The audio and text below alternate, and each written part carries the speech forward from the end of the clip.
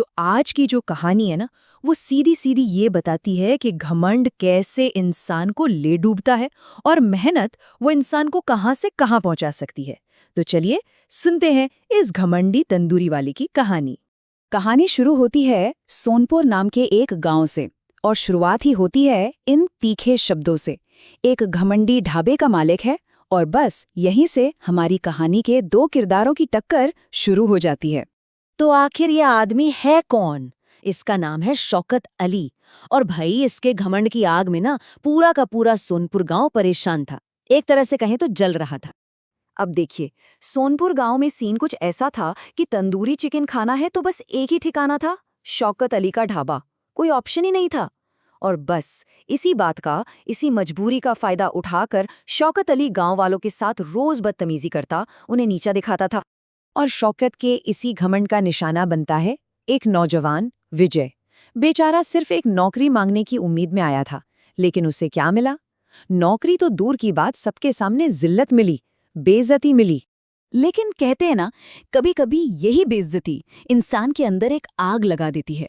और शौकत की ये बातें विजय को तोड़ती नहीं हैं, बल्कि उसके अंदर एक जिद, एक कसम जगा देती हैं। विजय चुपचाप सर झुकाकर वहां से चला नहीं जाता। नहीं, वो पलटकर अपनी बेइज्जती का जवाब देता है, एक ऐसे वादे के साथ जो सीधा सीधा शौकत अली के घमंड को एक खुली चुनौती थी। जब विजय घर पहुंचता है तो उसकी माँ उसे उसके गुजरे हुए पिता का एक अधूरा सपना याद दिलाती है। और बस यहीं से विजय की जिद को एक मकसद मिल जाता है, एक मंजिल मिल जाती है। तो अब सवाल ये था कि ठीक है, सपना तो है, पर इसे पूरा कैसे किया जाए, इसे हकीकत कैसे बनाया जाए? बस यहीं से विजय के संघर्ष और मेहनत का असली सफर शुरू होता है।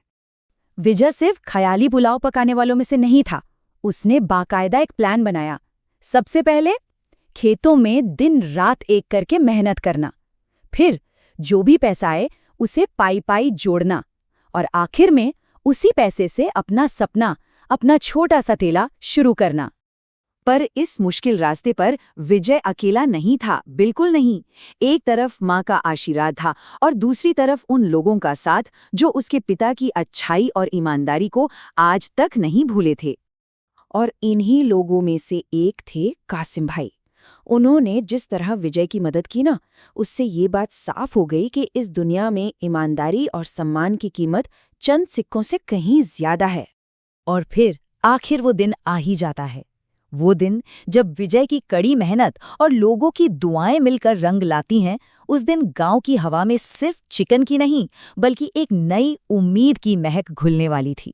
विजय अपना ठेला लेकर सीधा गांव के चौराहे पर पहुंचता है और जैसे ही उसका तंदूरी चिकन सिंकने लगता है, उसकी खुशबू पूरे गांव में फैल जाती है। ये खुशबू गांव वालों को सिर्फ स्वाद की नहीं, बल्कि उस इज्जत की भी याद दिलाती है जो उन्हें विजय के पिता के जमाने में मिलती थी। वो इज्जत जो शौकत के ढाबे पर तो कोसों दूर थी। जब लोग उससे पूछते हैं, अरे भाई, ऐसा क्या डालते हो इसमें, क्या है तुम्हारी सीक्रेट रेसिपी?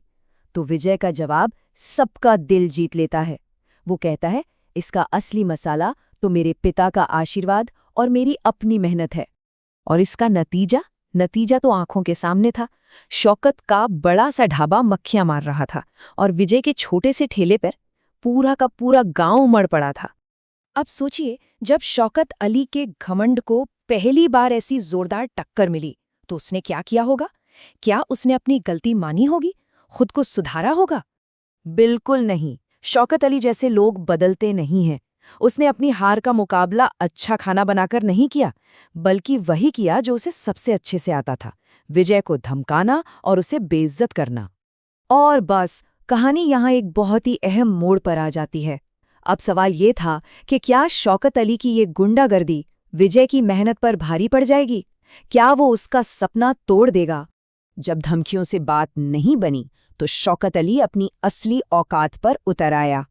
उसने एक बहुत ही घिनौनी साजिश रची।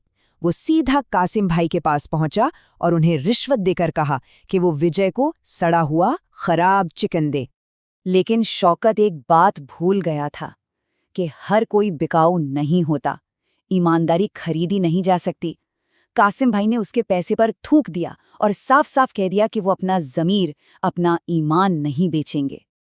और यही तो पूरी कहानी का निचोड़ है। है ना? एक तरफ है शौकत अली, जिसके पास सिर्फ अपमान, लालच और घमंड है, और दूसरी तरफ है विजय, जिसके पास है सम्मान, कड़ी मेहनत और अपने पिता का दिया हुआ सपना। और आखिर में हुआ वही जो होना था। गांव वालों ने अपना फैसला सुना दिया था। धीरे धीरे शौकत की दुकान पर ताला लग गया। उसकी सारी इज्जत मिट्टी में मिल गई और उसे अपना ढाबा विजय को ही बेचना पड़ा। ये कहानी बस एक बहुत सीधी लेकिन सच्ची बात समझाती है कि धंधा चाहे छोटा हो या बड़ा, अगर उसकी नींव में इज्जत नहीं है तो वो ज्यादा दिन टिक नहीं सकता।